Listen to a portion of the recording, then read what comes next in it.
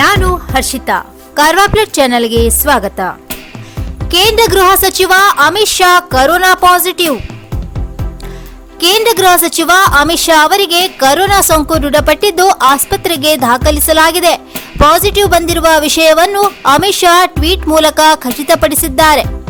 Corona ವೈರಸ್ನ ಆರಂಭಿಕ ರೋಗ ಲಕ್ಷಣಗಳು ಕಂಡು ಬಂದ ನಂತರ ಟೆಸ್ಟ್ ಮಾಡಿಸಿದ್ದೇನೆ. ಕರೋನಾ ವರದಿಯು ಪಾಸಿಟಿವ್ ಬಂದಿದ್ದು ಆರೋಗ್ಯ ಸ್ಥಿರವಾಗಿದೆ. ಆದರೆ ವೈದ್ಯರ ಸಲಹೆ ಮೇರೆಗೆ ಆಸ್ಪತ್ರೆಗೆ ದಾಖಲಾಗಿದ್ದೇನೆ ಎಂದು ಅಮಿತ್ ಶಾ ಹೇಳಿದ್ದಾರೆ. ಕೋವಿಡ್ ಭ್ರಷ್ಟಾಚಾರ, ಲೀಗಲ್ ನೋಟಿಸ್, ಬಿಜೆಪಿಗೆ ತಿರುಗುಬಾಣ. ಕೋವಿಡ್ ಚಿಕಿತ್ಸಾ ಉಪಕರಣಗಳ ಖರೀದಿಯಲ್ಲಿ ಅಕ್ರಮ ನಡೆದಿದೆ ಎಂದು ಕಾಂಗ್ರೆಸ್ ಮುಖಂಡರು ಮಾಡಿರುವ ಆರೋಪದ ಬೆನ್ನಲ್ಲೇ ವಿರೋಧ ಪಕ್ಷದ ನಾಯಕ ಸಿದ್ದರಾಮಯ್ಯ ಸೇರಿದಂತೆ ಕಾಂಗ್ರೆಸ್ ಮುಖಂಡರಿಗೆ ಬಿಜೆಪಿ ಜಾರಿಗೊಳಿಸಿದ್ದ ನೋಟಿಸ್ ಇದೀಗ ಅವರಿಗೆ ತಿರುಗುಬಾಣವಾಗಿ ಪರಿಣಮಿಸಿದೆ. ಈ ವಿಚಾರವಾಗಿ ಟ್ವೀಟ್ ಮಾಡಿರುವ ವಿರೋಧ ಪಕ್ಷದ ನಾಯಕ ಸಿದ್ದರಾಮಯ್ಯ, ಅಕ್ರಮ ಪ್ರಶ್ನಿಸಿದ ನಮಗೆ ವಕೀಲರ ಮೂಲಕ ನೋಟಿಸ್ ಕೊಟ್ಟು ಬಿಜೆಪಿ ನಮ್ಮ ಕೆಲಸವನ್ನು ಸುಲಭ ಮಾಡಿದೆ ಎಂದಿದ್ದಾರೆ. ನಾವೇ ನ್ಯಾಯಾಲಯದ ಮೆಟ್ಟಿಲು ಹತ್ತಬೇಕೆಂದಿದ್ದೆವು. ನಮಗೆ ನೀಡದ ದಾಖಲೆಗಳನ್ನು ನ್ಯಾಯಾಲಯಕ್ಕೆ ನೀಡಲೇಬೇಕಲ್ಲ, ಕೋರ್ಟ್ನಲ್ಲಿಯಾದರೂ ನಮ್ಮನ್ನು ಎದುರಿಸಲೇಬೇಕಲ್ಲ ಎಂದು ಟ್ವೀಟ್ ಮಾಡಿದ್ದಾರೆ. ಕರೋನಾ ಸಾವು ನೋವುಗಳಲ್ಲಿ ಕರ್ನಾಟಕ ನಂಬರ್ 1 ಆಗಲು ಹೊರಟಿದೆ ಸಿದ್ದರಾಮಯ್ಯ. ಕರೋನಾ ಸಾವು ನೋವುಗಳಲ್ಲಿ ತಮಿಳುನಾಡು, ಮಹಾರಾಷ್ಟ್ರವನ್ನು ಮೀರಿಸಿ ಕರ್ನಾಟಕ ನಂಬರ್ 1 ಆಗಲು ಹೊರಟಿದೆ ಎಂದು ವಿರೋಧ ಪಕ್ಷದ ನಾಯಕ ಸಿದ್ದರಾಮಯ್ಯ ಕಿಡಿಕಾರಿದ್ದಾರೆ. ಸರಣಿ ಟ್ವೀಟ್ಗಳ ಮೂಲಕ ರಾಜ್ಯ ಸರ್ಕಾರವನ್ನು ತರಾಟೆಗೆ ತೆಗೆದುಕೊಂಡಿರುವ ಅವರು, ಉಳಿದ ರಾಜ್ಯಗಳಿಗೆ ಹೋಲಿಸಿದರೆ ಕರ್ನಾಟಕದಲ್ಲಿ ಕರೋನಾ ಸೋಂಕು ನಿಯಂತ್ರಣದಲ್ಲಿತ್ತು ಎನ್ನುವ ಕಾರಣಕ್ಕೆ ಸಹಿಸಿಕೊಂಡು ಸುಮ್ಮನಿದ್ದೆವು. ಈಗ ಕರೋನಾ ಸಾವು ನೋವುಗಳಲ್ಲಿ ಮಹಾರಾಷ್ಟ್ರ, ತಮಿಳುನಾಡನ್ನು ಮೀರಿಸಿ ಕರ್ನಾಟಕ ನಂಬರ್ 1 ಆಗಲು ಹೊರಟಿದೆ. ಈಗಲೂ ಸುಮ್ಮನಿದ್ದರೆ ಜನದ್ರೋಹ ಆಗಲಾರದೆ ಎಂದಿದ್ದಾರೆ. ಏಷ್ಯಾ ದೇಶಗಳು ದೀರ್ಘಕಾಲದವರೆಗೆ ಕರೋನಾ ಮಹಾಮಾರಿ ವಿರುದ್ಧ ಹೋರಾಡಬೇಕು, WHO ಎಚ್ಚರಿಕೆ. ಕಳೆದ ಕೆಲ ದಿನಗಳಿಂದ ಕೋವಿಡ್ ಪ್ರಕರಣಗಳ ಏರಿಕೆ ಗಮನಿಸಿದರೆ ಅತಿ ಹೆಚ್ಚು ಜನಸಂಖ್ಯೆ ಇರುವ ವಿಶೇಷವಾಗಿ ಏಷ್ಯಾ ದೇಶಗಳಲ್ಲಿ ಸಾಂಕ್ರಾಮಿಕದ ಹೋರಾಟ ದೀರ್ಘಕಾಲಿಕವಾಗಿರಲಿದೆ ಎಂದು ವಿಶ್ವ ಆರೋಗ್ಯ ಸಂಸ್ಥೆ ಅಭಿಪ್ರಾಯಪಟ್ಟಿದೆ. 6 ತಿಂಗಳ ಹಿಂದೆ WHO ಕರೋನಾ ವೈರಸ್ ಸಾಂಕ್ರಾಮಿಕವನ್ನು ಜಾಗತಿಕ ಆರೋಗ್ಯ ತುರ್ತು ಪರಿಸ್ಥಿತಿ ಘೋಷಿಸಿತ್ತು. ಅಂದಿನಿಂದ ಇಂದಿನವರೆಗೆ ವಿಶ್ವದಲ್ಲಿ 6.80 ಲಕ್ಷ ಜನರು ಮೃತಪಟ್ಟಿದ್ದು 17.5 ಮಿಲಿಯನ್ ಜನರಿಗೆ ಸೋಂಕು ತಗುಲಿದೆ.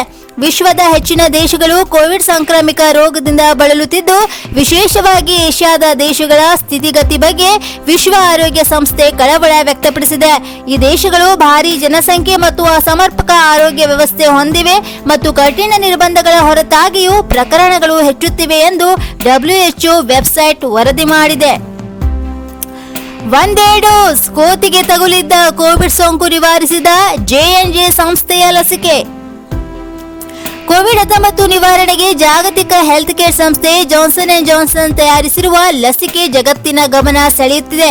ಸಂಸ್ಥೆ ತಯಾರಿಸಿರುವ ಲಸಿಕೆಯನ್ನು SARS-CoV-2 ಸೋಂಕು ತಗುಲಿರುವ ಕೋತಿಗಳ ಮೇಲೆ ಪ್ರಯೋಗಿಸಲಾಗಿದ್ದು, ಒಂದೇ ಡೋಸ್ಗೆ ದೃಢವಾದ ರಕ್ಷಣೆ ನೀಡಿದ್ದು, ಸೋಂಕು ಗುಣಮುಖವಾಗುತ್ತಿರುವ ಲಕ್ಷಣಗಳು ಗೋಚರಿಸಿವೆ ಎಂದು ತಿಳಿದುಬಂದಿದೆ.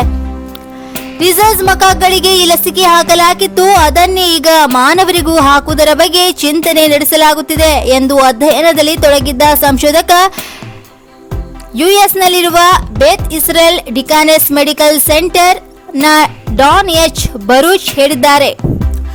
ಮೇಡ್ ಇನ್ ಇಂಡಿಯಾ ರಾಖಿಯಿಂದ ಈ ಬಾರಿ ಚೀನಾಗೆ 4,000 ಕೋಟಿ ರೂಪಾಯಿ ನಷ್ಟ.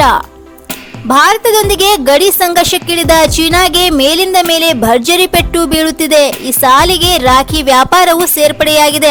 ಪ್ರತಿ ಸಾಲಿನಲ್ಲಿ ರಾಖಿ ಹಬ್ಬದ ದಿನದಂದು ಚೀನಾದಿಂದ ರಾಖಿಗಳನ್ನು ಆಮದು ಮಾಡಿಕೊಳ್ಳಲಾಗುತ್ತಿತ್ತು. ಆದರೆ 2020ನೇ ಸಾಲಿನ ರಾಖಿ ಹಬ್ಬಕ್ಕೆ ಮೇಡ್ ಇನ್ ಇಂಡಿಯಾ ರಾಖಿಗಳು ಬಂದಿದ್ದು ಚೀನಾಗೆ 4,000 ರೂಪಾಯಿ ನಷ್ಟ ಉಂಟಾಗಿದೆ.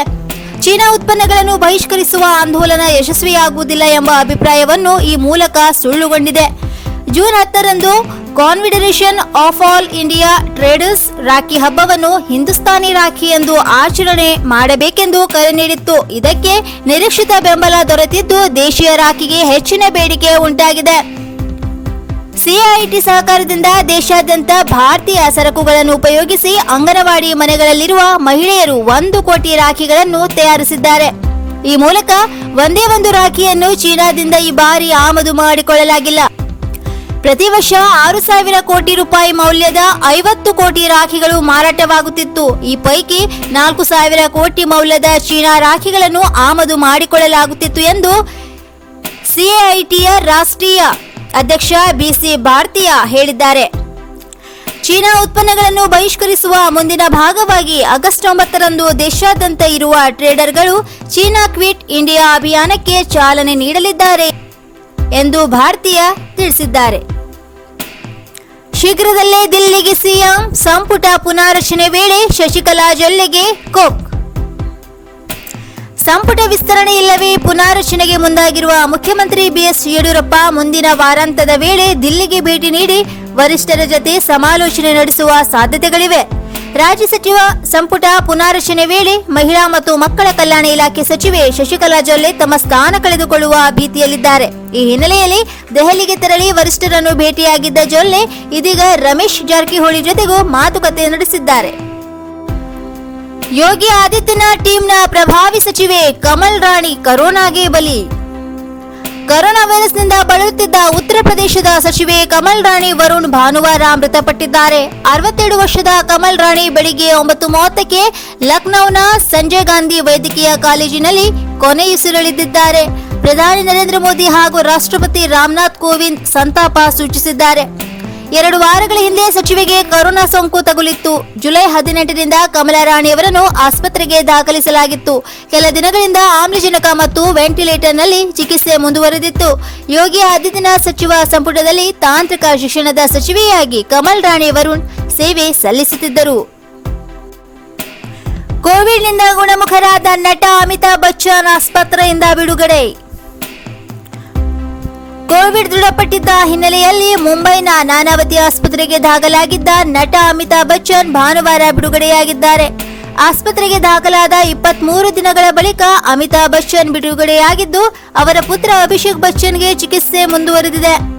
77 ವರ್ಷದ ಅಮಿತಾಬ್ ಬಚ್ಚನ್ ಅವರಿಗೆ ಜುಲೈ 11ರಂದು ಕೊರೋನಾ ಸೋಂಕು ಇರುವುದು ದೃಢಪಟ್ಟಿತ್ತು.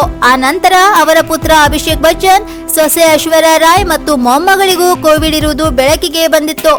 ಆಸ್ಪತ್ರೆಯಿಂದ ಬಿಡುಗಡೆಯಾಗಿರುವ ಅಮಿತಾಬ್ ಅವರು ಮುಂಬೈನ ತಮ್ಮ ನಿವಾಸದಲ್ಲಿ ಕ್ವಾರಂಟೈನ್ ಆಗಿರುವುದಾಗಿ ಎಂದು ಟ್ವೀಟ್ ಮಾಡಿದ್ದಾರೆ. ನನ್ನ ಕೋವಿಡ್ ಪರೀಕ್ಷೆಯ ಫಲಿತಾಂಶ ನೆಗೆಟಿವ್ ಬಂದಿದೆ. ನನ್ನನ್ನು ಆಸ್ಪತ್ರೆಯಿಂದ ಬಿಡುಗಡೆ ಮಾಡಲಾಗಿದೆ. ನಾನು ಮನೆಗೆ ಮರಳಿ ಹೋಮ್ ಕ್ವಾರಂಟೈನ್ ಆಗಿದ್ದೇನೆ.